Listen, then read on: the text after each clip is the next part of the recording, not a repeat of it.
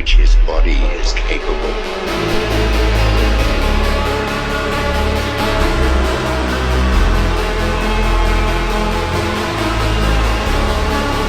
Danger is very real. But fear is a choice.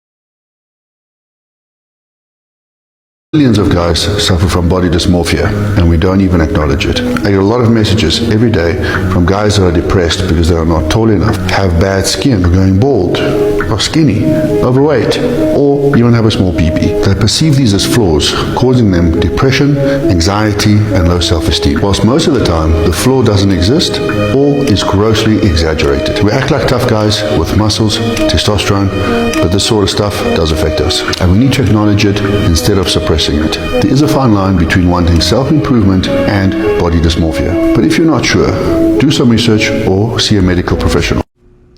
Body dysmorphia is defined as a mental illness characterized by obsessive focus on a perceived flaw in appearance. It is a common misconception that only women struggle with body image and body dysmorphia, but in 2022, studies have shown that it is very equal. To get a better grasp on the topic, I enlisted the help of some of my fellow gym bros and got their take on the subject. All right, bro. So, what is your definition of body dysmorphia? And have you suffered with it? Has it been something that has been a big part of your lifting journey? I would say body dysmorphia would be like feeling that you look small or feeling that you look like garbage, even though you could look like in the moment the best you've ever looked, and people will compliment you saying well, you look great, man, but you just don't feel it. And I feel like everyone suffers from it, including me. You always have those bad days where you think that you just didn't get a good pump. A pump is what occurs when you're working out and all the blood just rushes into the muscle group that you're training, and it makes the muscles appear larger. Where it wasn't a good lift, but you have your friends in the gym hyping you up, saying that you look freaking amazing, and yeah. The kind of body dysmorphia that Ryan's talking about actually has a name to it. It's called bigorexia, which is basically just the need and the want to have bigger muscles and just the feeling that your muscles are never big enough, even when they very well may be. This is just a very dangerous spot for men to be in, because this can lead down very dark paths. This can lead to overtraining. This can lead to just taking in too much protein, too many supplements, and this could even eventually lead to steroidal abuse. Studies have shown that over 2.2% of males suffer with body dysmorphia, which may not seem like a big number, but that is over 2 million people. But you never hear anything about it. So to get a broader take on the subject, I enlisted the help of one of my younger friends. What is your definition of body dysmorphia? What does it mean to you? What does it look like? I'd say it's someone that always will compare their physique to everyone else's, and they deem superior, and almost never be proud of their own progress, even if it's something personal. So Emil said that his version of body dysmorphia includes him comparing himself to others, people on social media, and that just leaving him empty. And that ties into the next segment of our documentary, how social media affects male body image.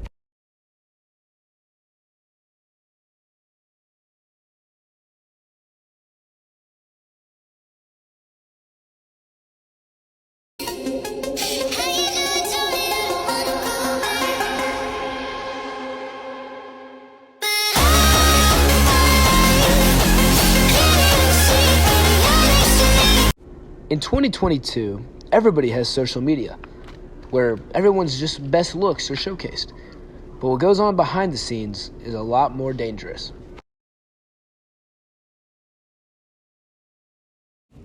The picture above is a perfect example of a photoshopped photo. With 2022, there are thousands of resources and apps that you can download that you can use to recreate and alter any pictures that you might have. With that being said, everything that you see on Instagram must be taken with a grain of salt. To some, this may not seem like a big deal, but let me tell you why it is so much more detrimental than you might think. By influencers like the above Alex Eubank, posting photographs that are heavily edited, they have a pump, and they are standing in a perfect position to get all the angles correct, it gives an unrealistic expectation for their younger audience, causing them to develop body dysmorphia because they don't look like that. What makes things worse is many of these influencers have commission codes and training regimens that they sell off and make a lot of money, tricking young teens into thinking that if they buy their product or buy their program that they can look like that too, when in reality, a similar look could be achieved with 20 minutes in Lightroom. To see what our subject had to say on the matter, I brought them back into the studio for a little bit of filming. How has social media and seeing what influencers post on their social media, knowing that they, very well, could Photoshop, edit the photos, get a pump before, how has that affected the way that you view your physique? I feel like for a lot of people, when going through social media, you just see these guys who are natural or super vascular and large. You know that physically that's not normal for a lot of people. So you think that you look worse than them, but you really don't actually, just they're on gear. Gear is just another word for steroid/PED. Stuff like that to make them enhance their workouts and make them look better. Ryan hinted at something that we will get into more in part 3. Steroids.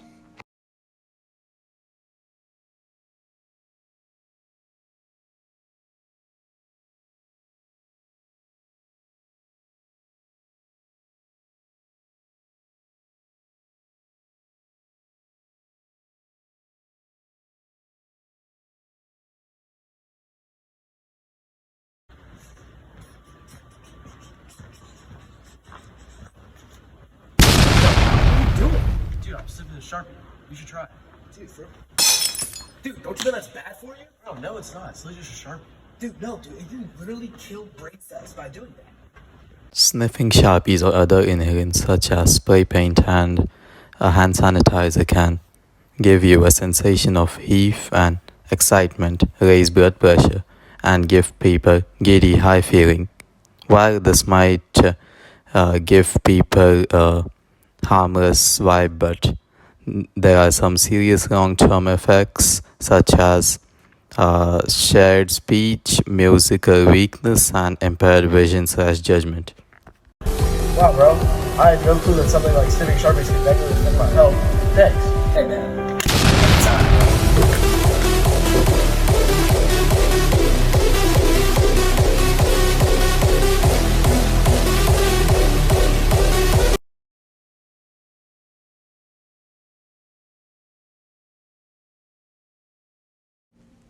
As a teenage boy, the urge to take anabolic steroids has never been worse.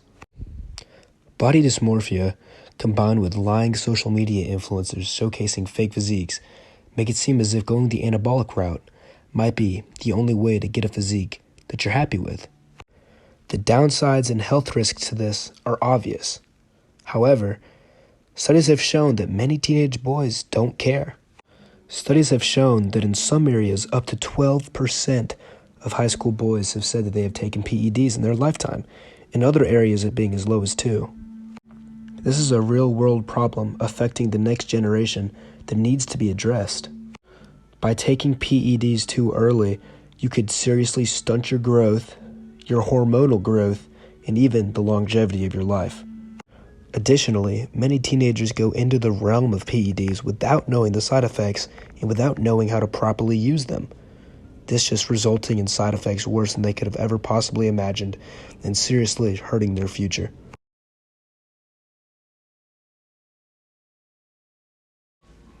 I have outlined some of the causes and reasonings behind body dysmorphia and negative body image for males, but now let's discuss on how we can go about fixing these and building healthy habits.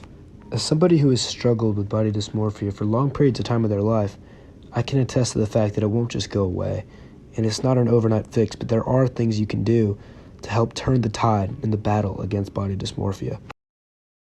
Personally, the way that I beat my body dysmorphia was by working out and just taking everything day by day. If I felt like I was too big, I would do cardio. If I felt like I was too small, I would eat.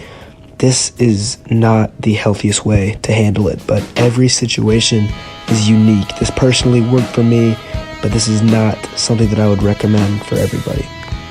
The Mayo Clinic states that sometimes therapy is needed, but in some cases you can just look at yourself and try to only focus on the things you love about yourself. You can indulge in your body. You can celebrate your body and realize that all bodies are beautiful and that you can enjoy the person that you were created to be.